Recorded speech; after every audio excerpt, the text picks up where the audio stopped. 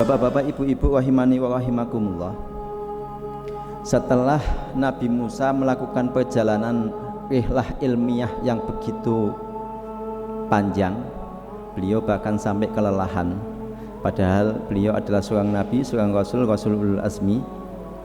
Sampai kemudian ketika mereka melampaui tempat yang seharusnya mereka tuju, yaitu Majma'ul Bahraini, maka kemudian mereka diingatkan dengan ikannya yang ternyata jatuh ke lautan di pertemuan dua lautan itu. Kemudian Nabi Musa dan Yusha kembali. Ketika kembali ini Allah Subhanahu wa taala langsung menyebutkan bahwa fawajada 'abdan min ibadina atainahu rahmatan min indina wa 'allamnahu min ladunna ilma.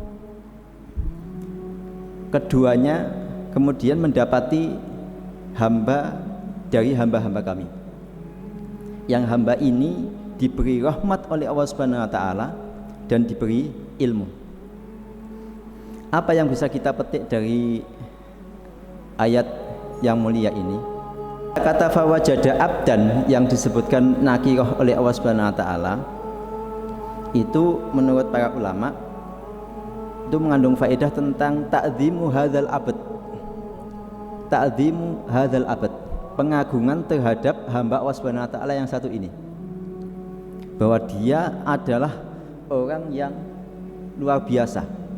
Kalau Imam Al-Qushairi di dalam bukunya Lataiful Isyarat, beliau menyebutkan kalau Allah Subhanahu wa taala idza kana samallahu insanan abdan fa innahu min khawasi ibadihi. Kalau seandainya Allah Subhanahu wa taala menyebut seseorang itu dengan hambanya sebagai seorang hamba, itu berarti dia termasuk hamba Allah Subhanahu wa taala yang khusus, hamba Allah Subhanahu wa taala yang istimewa.